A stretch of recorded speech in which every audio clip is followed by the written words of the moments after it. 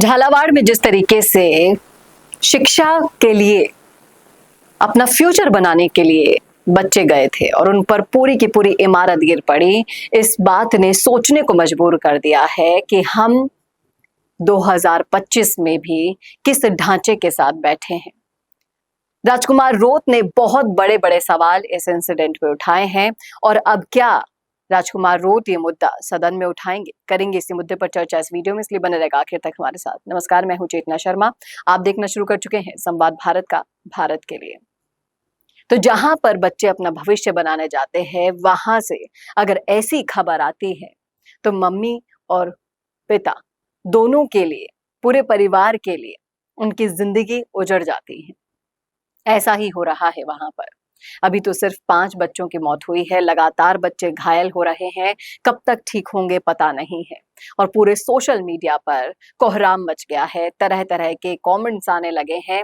लगातार जो विपक्ष में बैठे हैं, जनता की आवाज उठाने के लिए बैठे हैं, वो लोग इस मुद्दे को अब और ज्यादा उछालेंगे।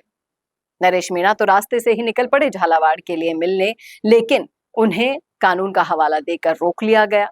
लेकिन राजकुमार रोत ने हमेशा की तरह सोशल मीडिया पर शेयर कर दिए अपने विचार, और उन विचारों पर बहुत सारे कमेंट्स मुझे देखने को मिले, तो मुझे लगा कि ये आपसे शेयर करना चाहिए। लगातार उन्होंने सरकार पर, अपने शैक्षणिक संस्थाओं के भौतिक विकास पर क्या काम किए, ये आरोप भी लगाए और पूछा कि बताइए तो सही, आप क्या काम कर रहे हैं। और शिक्षा मंत्री के बयान को आप सुनेंगे तो हैरान रह जाएंगे। उन्होंने तो कह दिया है कि 1 नहीं 2 नहीं, ऐसे बहुत सारे जर्जर भवन हैं, ठीक कराएंगे, टाइम लगेगा। लेकिन उससे पहले कितनी मौतें होंगी, उसका जिम्मेदार कौन होगा दिलावर साहब, ये तो आपको बताना होगा।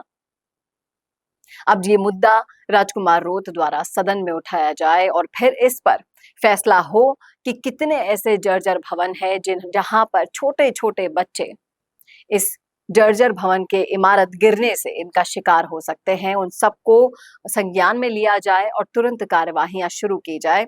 यहाँ पर लोगों ने डिमांड रख दी है कि ना सिर्फ एक स्कूल, ऐसी हजारों स्कूल हैं जिन्हें ठीक करना जरूरी है। डबल इंजन सरकार वादे तो बहुत करके आई थी, लेकिन अब उन वादों के किस तरीके से धज्जियां उड़ रही हैं, ये भी आप साफ साफ इस तरीके से देख सकते हैं।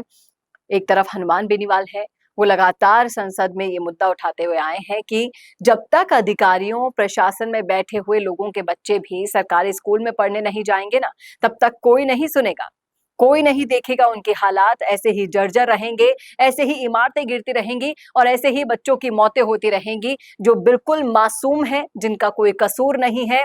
उन्हें अपनी जान से हाथ धोना होगा और सरकार वो तो कह देगी आके कि अभी वक्त लगेगा, इतने सारे जर्जर भवन हैं, ऐसे कैसे ठीक करा दे। शर्म आनी चाहिए दिलावर साहब, आपको ऐसे असंवेदनशील बयान आप मीडिया के सामने आकर देते हैं। आपको नैतिकता के चलते जिम्मेदारी लेनी चाहिए थी। आज इतनी सरकारी आए, इतनी सरकारी गए, आप बीजेपी और कांग्रेस ही नहीं, दोनों सरकारें, हर सरकार इसकी जिम्मेदार है। हम वोट आपको इन चीजों के लिए नहीं देते कि एक दिन ऐसी खबर स्कूलों से घर बैठे आए कि आपका बच्चा इस दुनिया में नहीं रहा। क्यों?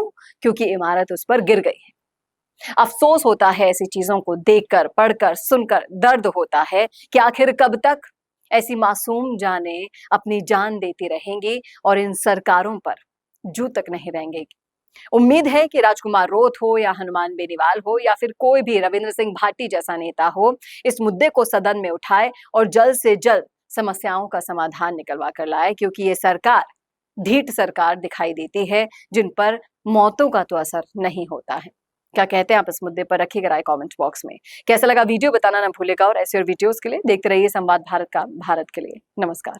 भारत का सबसे तेजी से बढ़ता हुआ डिजिटल न्यूज चैनल, जिसका परिवार 4,17,000 लोगों से भी ज्यादा बढ़ रहा है, वो संवाद न्यूज चाहता है हर जिले और हर राज्य में मीडिया पार्टनर्स। तो अगर आप बनना चाहते हैं संवाद न्यूज के पार्टनर्स, तो कांटेक्ट करें नीचे दिए गए नंबर्स पर। इसके अलावा अगर आप वीडियो एडिटर बनना चाहते हैं या फिर न्यूज इंडस्ट्री में बतौर इंटर्न सब सीखना चाहते हैं, तो संवाद न्यूज के जयपुर हेड ऑफिस में काम करने के लिए संपर्क करें स्क्रीन पर दिए गए नंबर पर।